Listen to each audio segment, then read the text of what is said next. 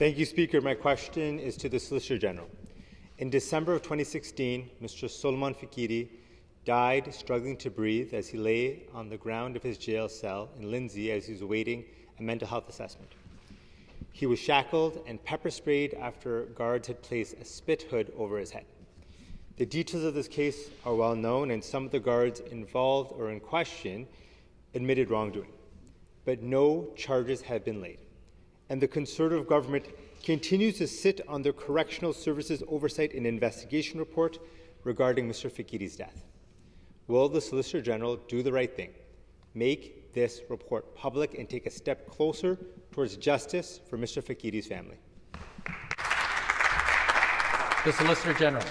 Thank you, Speaker. You know, there are so many things that we have been able to do since forming government, particularly in corrections, and I will highlight some of those because I think the example that the member shared is very disturbing for many of us. So when we formed government, when we had the opportunity to actually make some investments in corrections, we did that decisively and we did it quickly.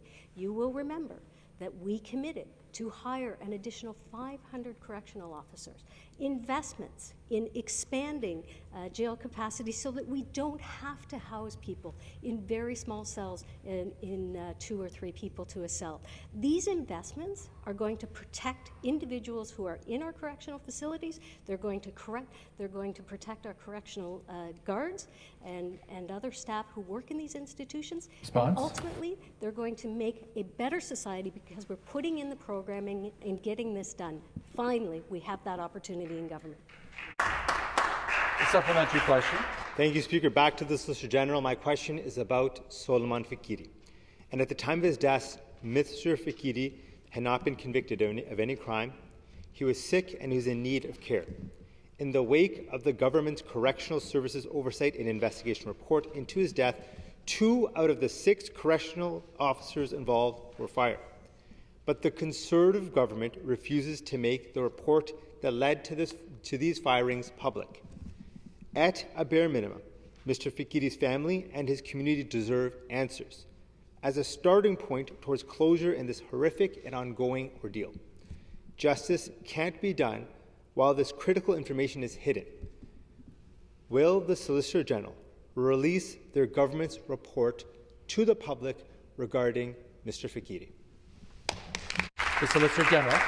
Thank you, Speaker. You know, there's no doubt when individuals come into our institutions that when they come in with mental health issues or with other concerns like drug addictions, it is a very challenging environment.